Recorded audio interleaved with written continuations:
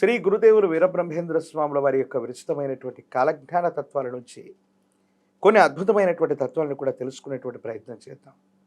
వాటిలో కొన్ని, మూడు కాళ్ళావుకు మనుష్యుడే పుట్టేను, వాడు జనులతో వాదన చేసేనయ్య, అధర్మపరునింట లక్ష్మీ నివసించేను, ఉత్తముడైన వాడు ఆకులే పట్టేను. ఈ కలియుగంలో జరగబోయే ఎన్నో వింతలు విచిత్రాల యొక్క సమాహారంగా కాలజ్ఞానం ఉండబోతోంది. ప్రకృతిలో 84 లక్షల చరాచర జీవకోటిలో ఏ జీవి అలాంటి జీవినే ప్రత్యుత్పత్తి ద్వారా అందజేస్తూ ఉంటుంది, వారసత్వ సంపదగా పెరుగుతూ ఉంటుంది. అంటే ఆవు కడుపున ఆవే పుడుతుంది, మనిషి కడుపున మనిషే పుడతాడు, ఇతర జంతుజాలాల యొక్క గర్భవాసన అవే జన్మిస్తూ ఉంటాయి. కానీ ఈ మధ్యకాలంలో మనం చూస్తూ ఉంటాం, పంది కడుపున ఏనుగు పుట్టిందని, లేదా ఏనుగు లాంటి వింతైన ఆకారాలు పుట్టాయని, కొన్ని జంతువులు ప్రత్యుత్పత్తి ప్రక్రియలో ఆ జంతువులను పోలినటువంటి శరీర ఆకృతులే కాకుండా వేరువేరు ఆకృతులు పుట్టాయని మనం వింటూ ఉంటాం. ఇలాంటి పరిస్థితి రావడానికి గల కారణం ఏంటంటే, శాస్త్రవేత్తలు అందరూ కూడా చెప్పినటువంటి మాట, జన్యు పరివర్తన వల్ల, ఉత్పరివర్తనాల వల్ల, జన్యు లోపాల వల్ల, జెనెటికల్గా వచ్చేటువంటి మార్పుల వల్ల, ప్రకృతిలో జరిగేటువంటి ధర్మాల్లో మార్పుల వల్ల ఇలా జరుగుతాయి. సరే, ఇవన్నీ కూడా అలా జరుగుతాయని మనం అనుకున్నాం. కానీ గురుదేవులు వీరబ్రహ్మేంద్ర స్వాముల వారు చెప్పిన కాలజ్ఞానంలో ఈరోజు మనం చర్చించబోయేటువంటి అంశం మన ఊహకు కూడా అందనటువంటిది. విజ్ఞాన శాస్త్రం గురించి మనందరికీ కూడా తెలుసు. 21వ శతాబ్దంలో అత్యాధునిక సాంకేతిక పరిజ్ఞానంతో కూడినటువంటి వ్యవస్థలతో సైన్స్ చెప్పనిదే ఏది జరగదని మనం అనుకుంటూ ఉంటాం. కానీ ఆ సైన్స్ కూడా అంతు చెక్కనటువంటి ఫలితాలని 400 సంవత్సరాల క్రితమే ఆవిష్కృతం చేసినటువంటి మహనీయుడు, అవతార పురుషులు జగద్గురు శ్రీమద్ విరాట్ పోతులూరి వీరబ్రహ్మేంద్ర స్వాముల వారు. మంచినీటితో దీపాలు వెలుగుతాయంటే ఏమో అనుకున్నాం, టర్బైన్ల ద్వారా విద్యుత్ శక్తిని ఉత్పత్తి చేసుకుంటున్నాం.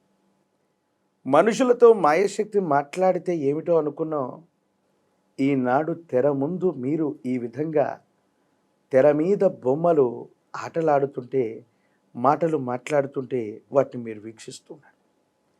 ఇలా 400 సంవత్సరాల క్రితమే, అసలు ఊహించడానికి కూడా ఆశ్చర్యకరమైనటువంటి పరిస్థితుల్లో విజ్ఞాన శాస్త్రానికి సంబంధించిన పురోగవృద్ధిని గురుదేవులు 400 సంవత్సరాల క్రితమే చెప్పారు. ఈనాడు ప్రపంచం అదే విధంగా పురోగమిస్తోంది.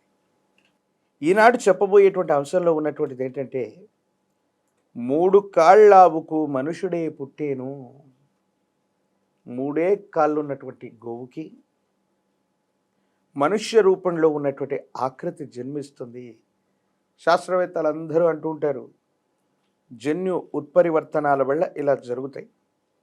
అలా పుట్టడం అన్నటువంటిది రూపం మాత్రమే కాదయ్యా, ఆ పుట్టినటువంటి మనిషి అప్పుడే మనుషులతో మాట్లాడతాడు. ఎంత వింతైనటువంటి సంఘటన! సమీపమైనటువంటి భవిష్యత్తులో గోమాత, విశ్వమాతగా మనం పూజించబడేటువంటి గోవుల్లో 3 కాళ్ళు కలిగినటువంటి ఒక గోవు ఒక మనుష్య రూపానికి జన్మనివ్వటమే కాదు, ఆ మనుష్య రూపం అనేటువంటిది మనుషులందరితో కూడా మాట్లాడుతుంది. ఇది ఎంత గొప్ప విచిత్రం, ఎంత వింత! అసలు ఊహించటానికి కూడా ఆశ్చర్యం కలిగించేటువంటి సంఘటన. విజ్ఞాన శాస్త్రానికి కానీ మరే శాస్త్రానికి కానీ సంబంధం లేనటువంటిది. అసలు ఆ శాస్త్రాలు కూడా దీన్ని విశదీకరించలేనటువంటి వింత, విచిత్రం, విశ్వప్రళయం ఈ ఇలలో జరగబోయేటువంటి పరిస్థితుల్లో ఉంది అని గురుదేవులు చెప్పారు. అలాగే అధర్మపరునింట లక్ష్మి నివసించేను, ఉత్తముడైన వాడు ఆకులే పట్టే. నిజంగా జరుగుతున్న సంఘటన. ఈ కలియుగంలో కలిమాయా శక్తి వల్ల అధర్మపూరితమైనటువంటి పనులు చేసేటువంటి దుర్మార్గుడు, దుష్టుడు పరుల యొక్క సొమ్ముని కాజేసి, పరుల స్థలాలు దోచేసి, పరుల సంపదను తాను కరిగించుకొని సుఖపడుతూ సంతోషంగా ఉంటున్నాడు. తన ఇంట మాత్రమే లక్ష్మి స్థిరమైనటువంటి నివాసం వేసుకుని ఉంది. కానీ ఉత్తముడైనటువంటి వాడు, అసత్యాన్ని పలుకనటువంటి వాడు, పరుల సొమ్మకు కించిత్ కూడా ఆశపడనటువంటి వాడు ఈ ఇలలో ఇబ్బందుల పాలవుతాడు. కలిమాయా పురుషుడి యొక్క చర్యల వల్ల ఉత్తములైనటువంటి వ్యక్తులకు మాత్రమే కష్టాలు వస్తాయి. నీతి తప్పినటువంటి అధర్మపరుల ఇంట స్థిరమైనటువంటి నివాసాన్ని లక్ష్మీ అమ్మవారు ఏర్పరచుకుని ఉంటుంది. ఈ కలియుగంలో ఉన్నటువంటి ధర్మాలను అనుసరించి అసత్యం, హింస, మోసం, అధర్మం, అవినీతి ఇలాంటిది ఎవడైతే చేస్తూ ఉంటాడో వాడికి లక్ష్మీ అమ్మవారి యొక్క కటాక్షం కలుగుతుంది. వీటిని ఎవడైతే త్యజించి దైవ మార్గంలో ఉన్నాం, సజ్జనుడిగా ఉన్నాం, ఉత్తముడిగా ఉన్నాం అన్నటువంటి వ్యక్తికి ఏవైతే ఉన్నాయో చాలా ఇబ్బందులు కలుగుతుంటాయి. తినడానికి కూడా తిండి కరువు అవుతుంటుంది. విచిత్రవంతమైనటువంటి కష్టాలు వస్తాయి. కనీసం నిలబడడానికి నీడ కూడా ఉండదు. భోంచేయటానికి కూడా ఆహారం దొరకదు. అన్నమో రామచంద్ర అంటూ అన్నదాతల కోసం కూడా వెతుకుతాడేమో, ఆకులు పట్టుకొని తిరుగుతాడేమో, అన్నమే కరువు అవుతుందేమో. అంటే కలిమాయా పురుషుడి యొక్క వ్యాప్తి వల్ల ఈ కలియుగంలో 5000 గడిచినటువంటి మీదట 5125 సంవత్సరాలని మనం పురస్కరించుకున్నాం.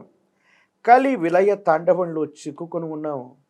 ఉత్తములకి కలి ఏ విధమైనటువంటి సహాయం చేయకపోగా కలిమాయా పురుషుడు ఉత్తములకి ఇలాంటి గడ్డు పరీక్షల్ని ఇస్తున్నాడు. కాబట్టే వీరభోగ వసంతుడిగా శ్రీ గురుదేవుడు వీరబ్రహ్మేంద్ర స్వాముల వారు మళ్ళీ ధర్మాన్ని పునఃప్రతిష్ఠ చేయటానికి, ఉత్తముల్ని సజ్జనుల్ని రక్షించడానికి ఈ భూమండలం మీద అతి త్వరలో అవతరించేటువంటి అవకాశాలు సుస్పష్టంగా మనకు కనపడుతున్నాయి. మరో చక్కని కార్యక్రమంతో మళ్ళీ కలుద్దాం. అంతవరకు స్వస్తి.